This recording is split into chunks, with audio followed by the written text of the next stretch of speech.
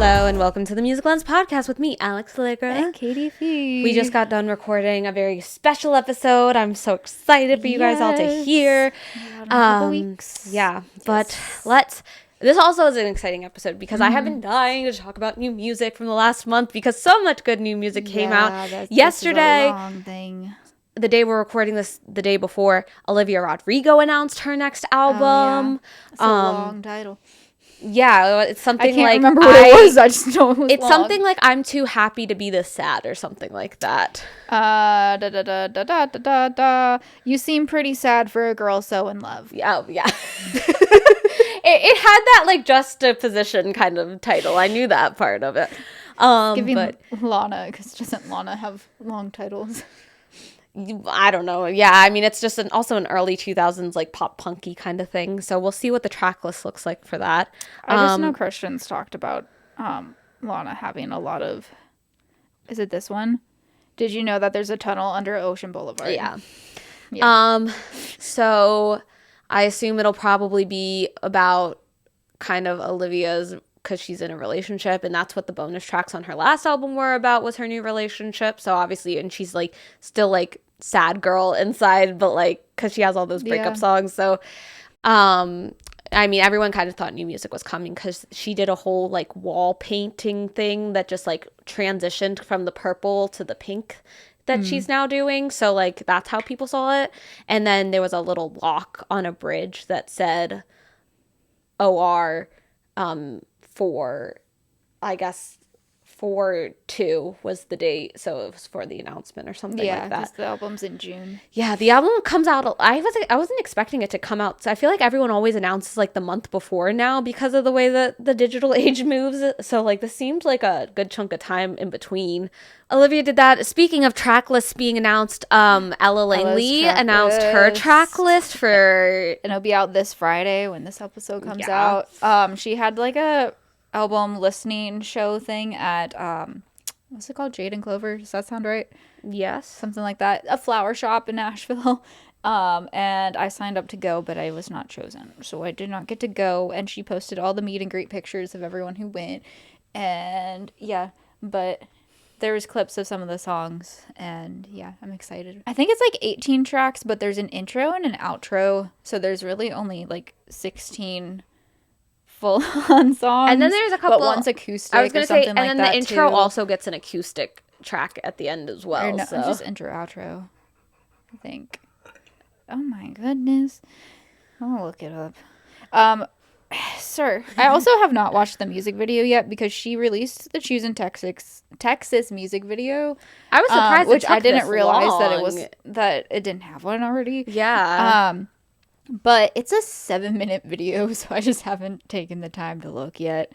Froggy Winnicorton intro, Froggy Winnicorton outro. So I don't know if that's going to be the same thing or if there will be like a different verse or something. Also, the only feature she has is Miranda. Yeah. She also has a cover song on here. It wasn't God Who Made Honky Tonk Angels. So. Oh, okay. Which, why am I blanking?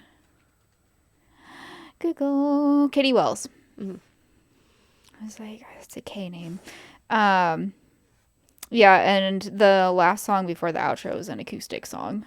Yes, I did notice that. Yeah, so I'm excited for that.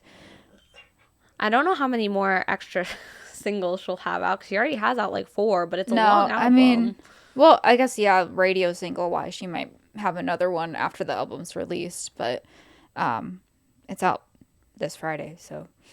Oh, yeah. They're not going to be It anymore. just took a while for it to be released as far as track list, so that was the track list, I don't know if maybe she played it top to bottom or something acoustically for her show or something, and that's why the track list is out now, or how that worked. But I guess there's merch at that flower shop now for cute Dandelion, but yeah, I think she's really leaning into the whole like wildflower aesthetic thing, because I mean it was all set up like that for that, so I assume she like redid her tattoo that was like a shot glass or something, and now it's like dandelion and butterflies. I think it's just nature type. Yeah.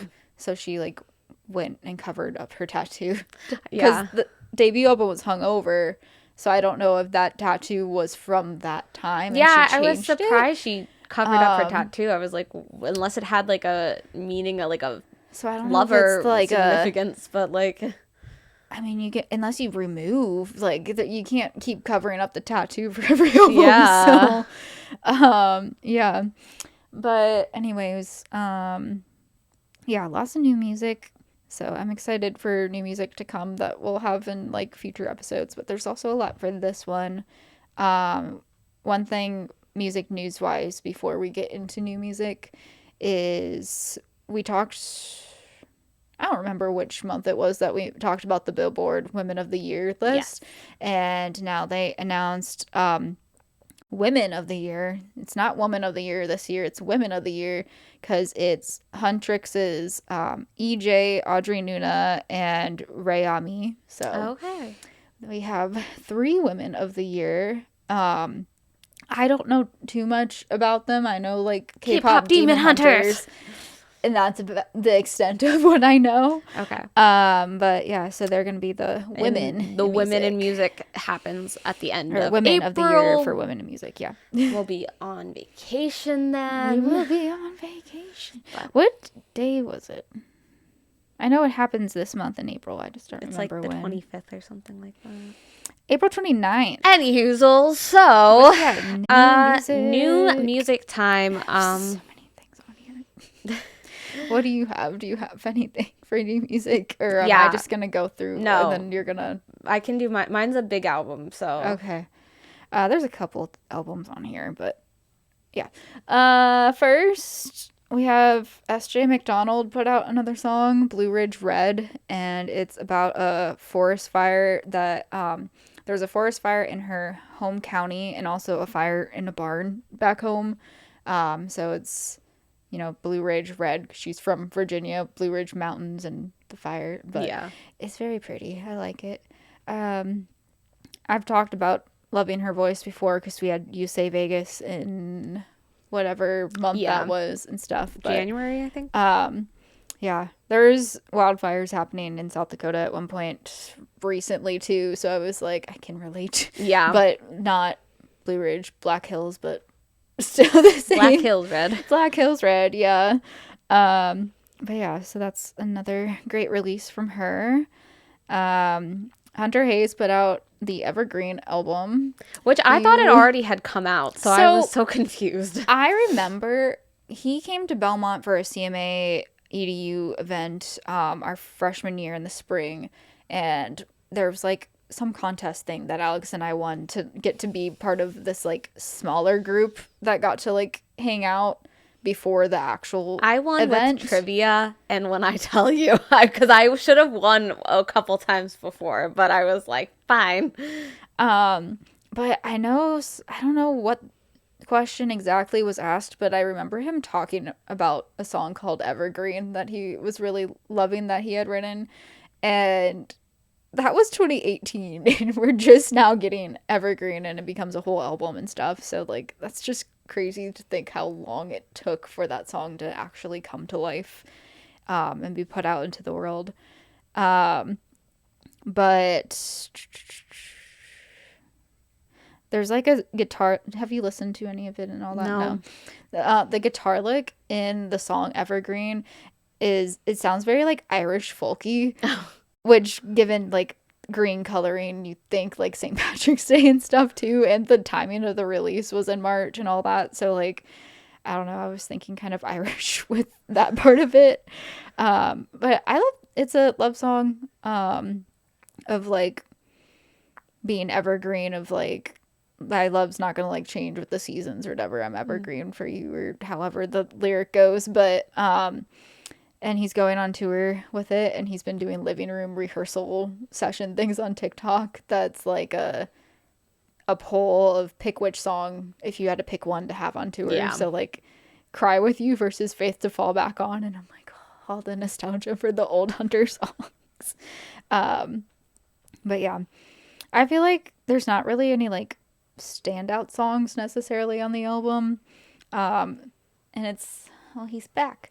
It's not a bad album or anything like that, but like it's just hard to top his older works. And I don't know if that's just like the emotional attachment of being a teenager when those came out and like associating that with that time in life and all that, but it just doesn't feel like it has the energy that it used to. Like maybe not the like earnestness of like putting out music and all that it used to. Which is surprising because he's really like been a lot more intentional about like artistic works lately than he has just been musical like success. So it's like interesting.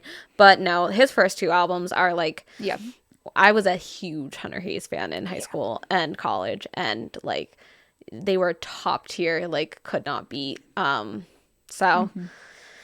then he had the last album he released I actually liked a lot. It's always something like I forget how good he is, and then I start listening to him, and then I get into a big like cycle of his music again, and then I'm like, oh yeah. So Tattoo will forever be like in my mind, and now I have tattoos, and it's just funny. So I think Too Late was the one that came out in like January, and I just didn't include it on this, but like I feel like that one's grown on me because it is catchy and fun, but like there's not too much as far as like standout tracks on it, but like overall it's still like a solid work. It's just like I said, it's hard to top the I think it's just one of those things that it's like he has an interesting fan base too. Like if you go to his shows, like people still show up for especially his older work. Like they really do. And it's like one of those like nostalgia kind of things, and like so he can get pretty good money off of tickets and stuff like that. But then like, and he's fully independent now too.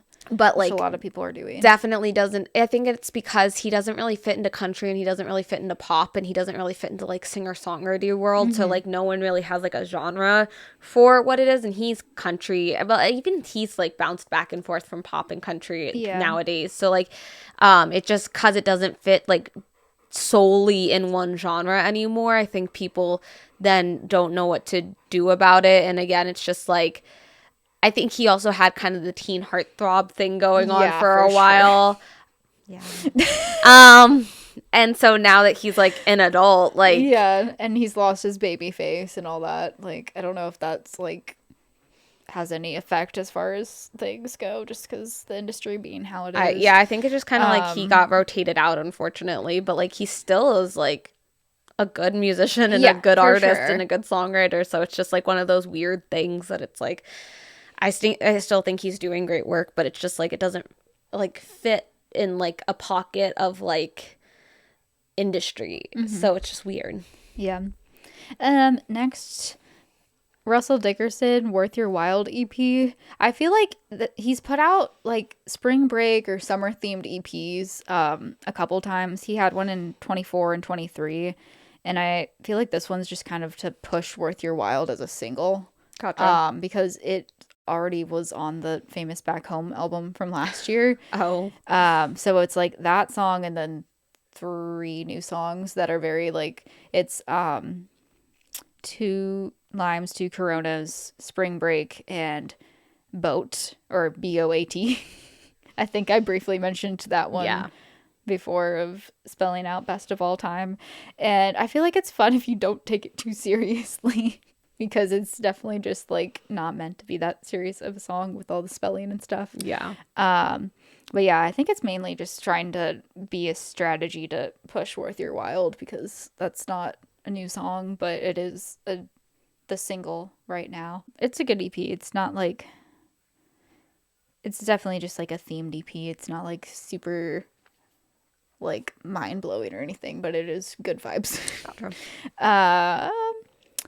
Gracie Carroll put out Fake Flowers. Have you heard that one? No. Okay. She's played that in rounds and stuff for a while, and so I remember hearing it at rounds, and now it's like finally out in the world. The lyrics are, we're never gonna wither, but we're never gonna bloom. We can talk it out for hours, but we're just watering fake flowers.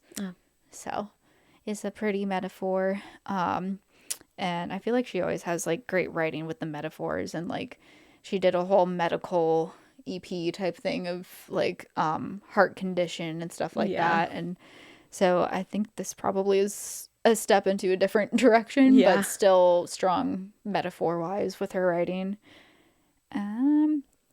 Lainey Wilson put out Can't Sit Still. It's her first post-Whirlwind release. I didn't know. So I keep hearing it in like truck commercials or something like that.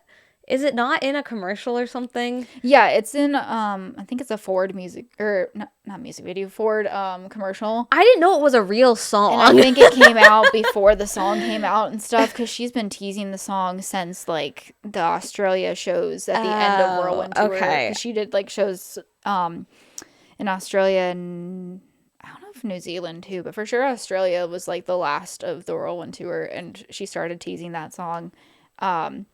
But it's, like, now ushering her into her whatever she's doing post Whirlwind. I'm surprised she didn't play it at the iHeart Awards, which I texted you and I was like, why is she singing Heart Like a Truck at iHeart? Because that song's, like, kind of old now. Yeah. And then I did go and find, it's actually, she did a medley of Wildflowers, Wild Horses, Hang Tight Honey, Heart Like a Truck. And so I guess she just did a medley of some of her previous singles, but I feel like it would have been smart to promote the current new song. single. Yeah, for sure. I did like she did like a You're My Cowgirl of the Night and put a hat on the camera, because there's a favorite tour tradition award at iHeart this year, and she was nominated for the Cowgirl of the Night tradition. Coldplay won, which is probably just because of that whole thing that happened. Fan camera, yeah. But yeah, they won for the fan cam. But Lainey was also nominated in that category. They're trying to stay with the times of, like, the viral moments, like. Yeah. But I guess it came from a vocal warm-up that she used to do. Like, she would just do that run of Can't Sit Still, like, that run part of it as a vocal warm-up. And then they ended up making it into a song. But it's very high energy, very fitting for her. Yeah. And I saw a clip of someone was like, hey, Miley, can I get a picture of you and Lainey? And they go to pose, and Miley goes, you've been doing too much. You're working too hard. So I can't hear Lainey's response in the video, but I'm just like, well, she can't sit still, Miley. Like, what do you expect? But yeah, I really hope your panting's not on the mic, buddy, because it's been going the whole time.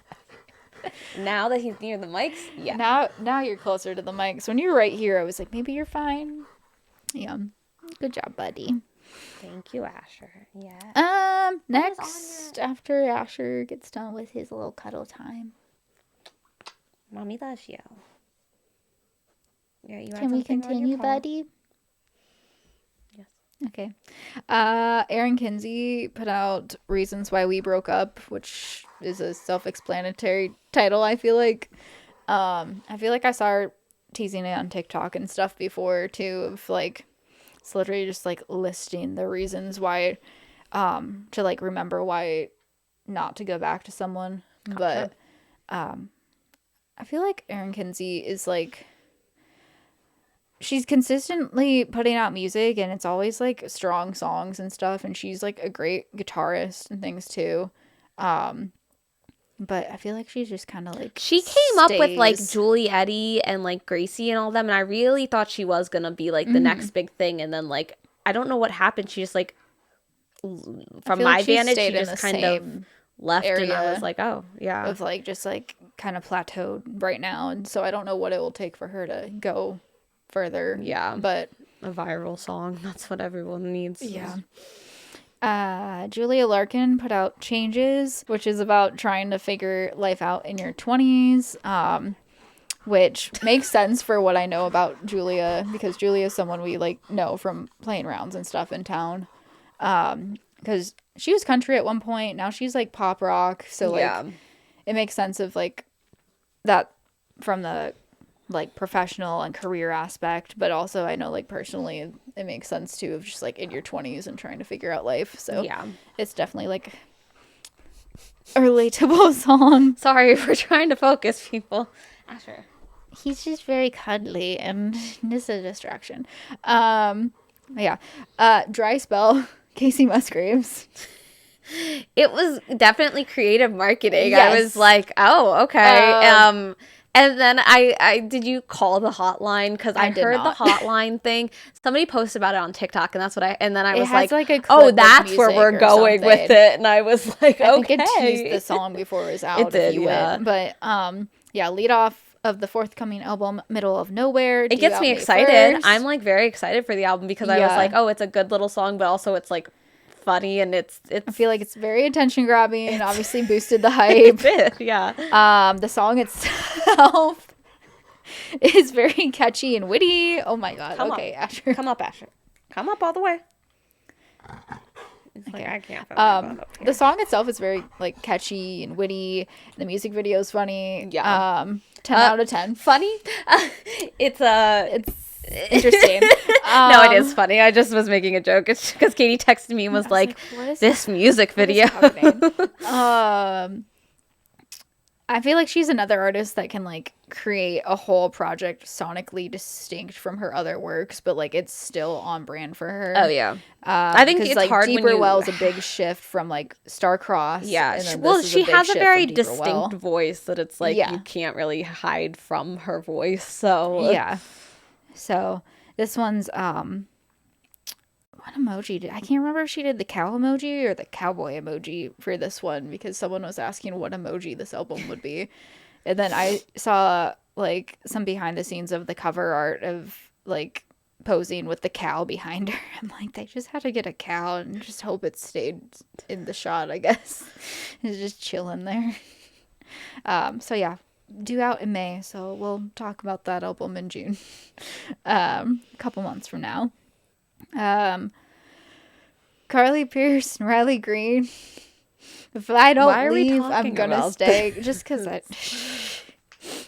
it's pretty harmonies. I think it's a stupid title / hook because no shit. Well, it's like the whole "Baby, like, it's cold outside" kind of a song. Like it was like oh, well, if I, I'm gonna stay. Like I don't know why everyone was so mad about it, but like it's like. Because another lyric is like, if I bend, I'm gonna break. Like, that makes sense. Because if you bend, you don't necessarily break. But, like, obviously, if you don't leave, you're staying. If you stay, you're not leaving. I think it's more like the urgency of, like, if I do not leave right now, I'm going to stay. Like, stay the night, stay the relationship, stay. Like, it's... I don't know. I just kind of... I don't know. I just didn't care for it.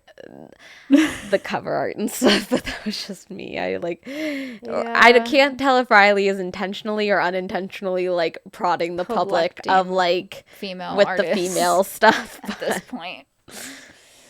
Yeah. Avery Anna put out a 6-song EP called Forgive Forget. And I feel like she's had pop country songs in the past. This one's like very much leaning into her like rock country type vibes. I feel like she's someone who's like unique among other country artists because of going that direction as opposed to more pop country. And her voice is definitely giving some like Brandi Carlile vibes at times too. And Fear in God is another collab with Sam Barber on the EP. So they're working together again. I feel like their voices together are just so good. I think it's, oh my God, Indigo? Is that the big one that they had together? It's a color. Sure. I think it's Indigo. She played it when she opened for Ian at the Pinnacle. Okay. Next, we have Amanda McCarthy released a bonus track for Looking for the Light album called Green, and it didn't make the album because it just like didn't fit sonically for her. But she says like lyrically it did, I guess. But like it's basically like a picture that she had already had out that had a blue background, and then she made it green for the cover art. So I just immediately like thinking that with the knowledge of it being sonically different makes me think of Shania Twain's Up album, because she had a red, green, and blue version of that album where each color was a different like sonically sounded thing. Yeah.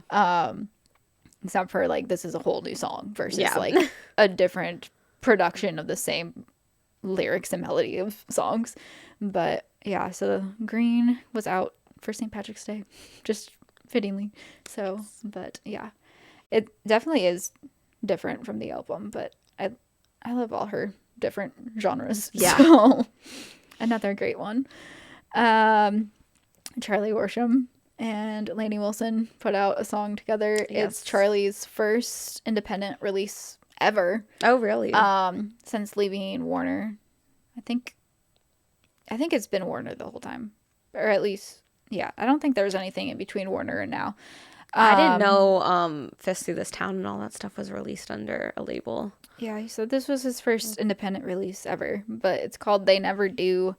Hearts break right into you think they break even, but they never do. So I think it's smart to put a name on it, though, of someone that people are more familiar with to try and, like, boost it, especially coming as the first independent release for him to, like, try and get his name out there more and get it to as many ears as possible. Yeah. But I mean, Charlie always has good songs. For sure, yeah.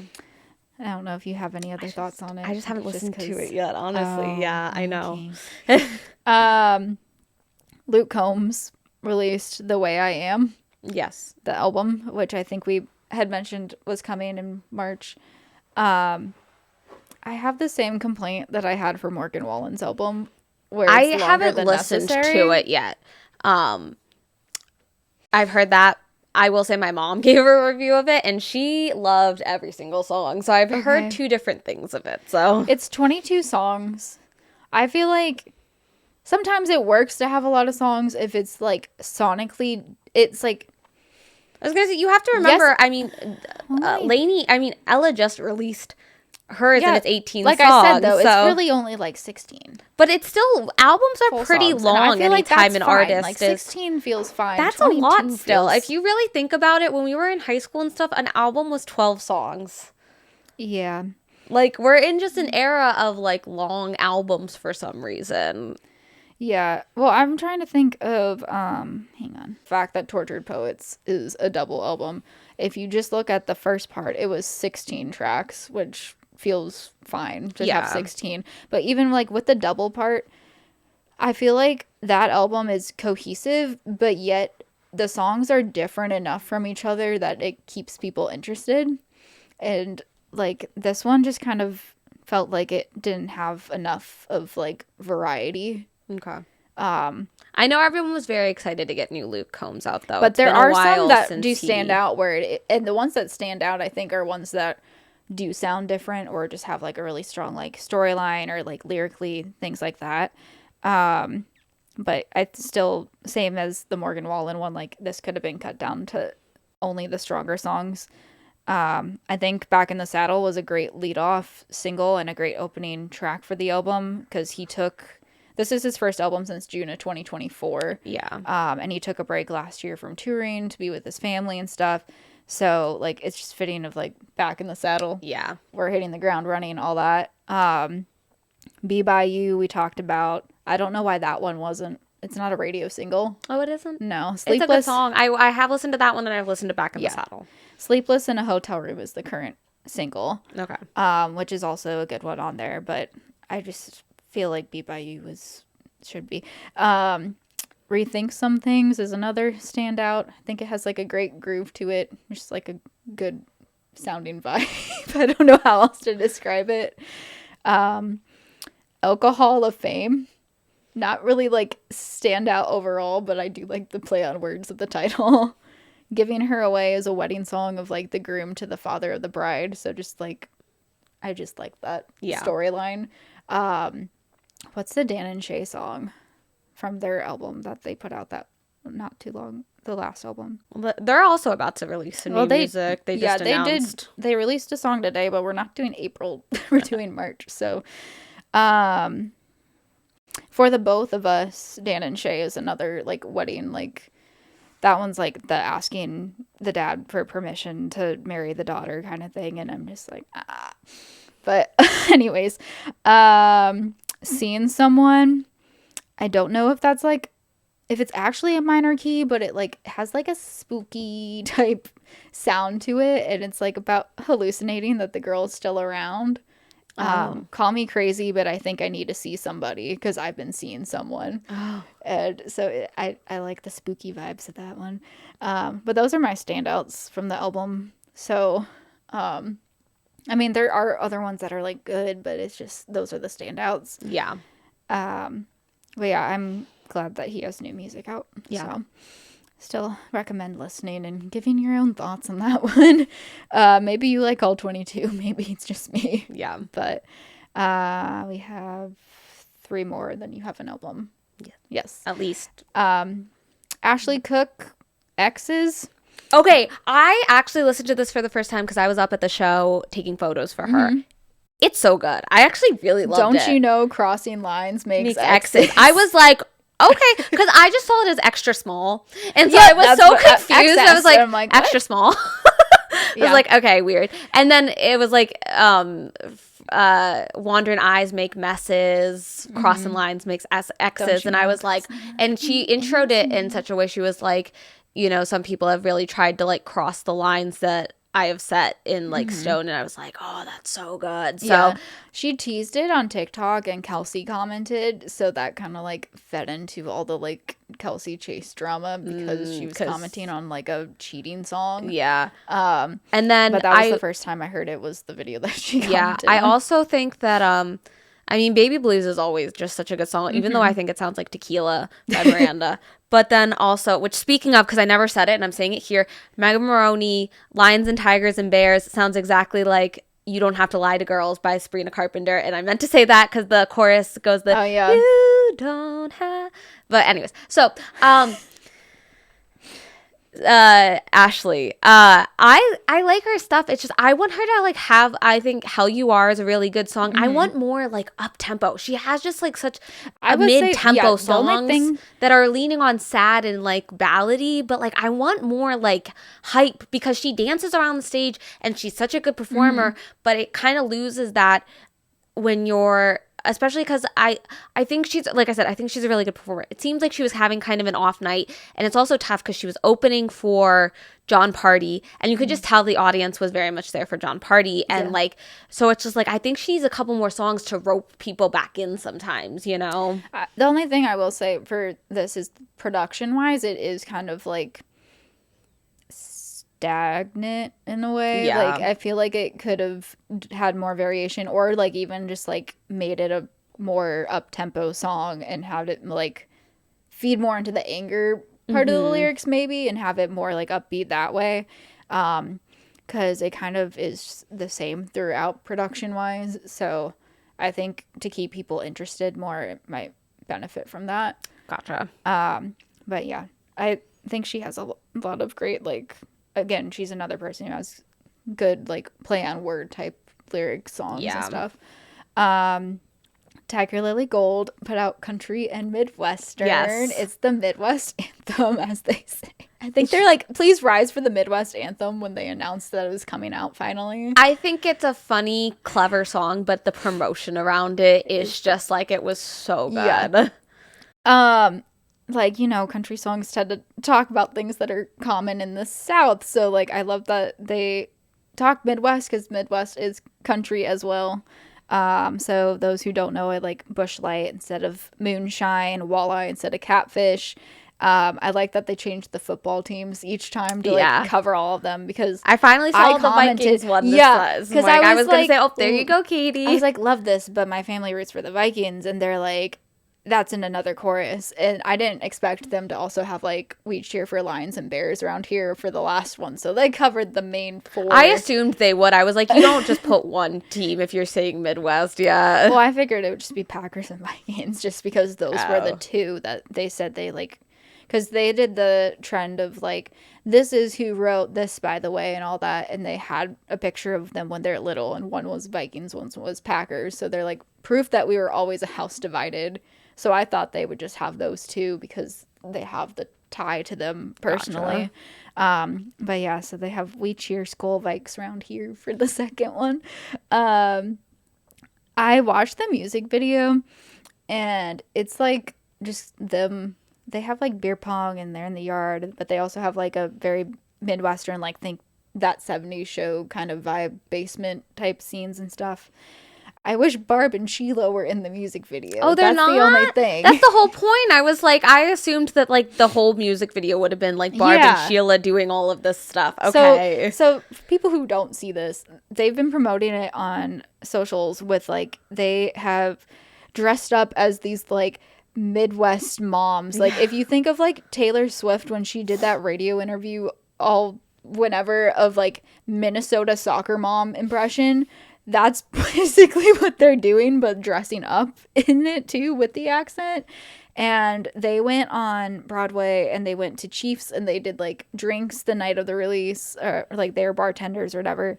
And then they went to Whiskey Jam and they like performed as Barb and Sheila. Yeah. And did like all these videos throughout downtown. I think I sent you the whole overall, like they were going everywhere. Yeah. Like Krista rode the bull. Her wig fell off, all that stuff. So like I just wish that was also in the music video. Maybe they need to do 2 music videos like Kelsey did. Because it's still, if you go down, I'm going down 2 as 2 music videos. So it does. Oh, yeah, because when she announced the second one, I was like, but you already have one. Anyways, yeah, so definitely love that song. And then the last one that I had was Ian Munsick released Love is Blind, which is very catchy. They're pushing the song to radio. I think it's this week that it's going to radio, and trying to make it be like the song of the summer is what they're trying to push it with. Really love the start of the chorus. Lyric is, right in the middle of a bow and a fiddle, tell me, how long have I been getting played? And they have like a heart that's broken and they have a fiddle for the cover art. So I love the fiddle references, obviously.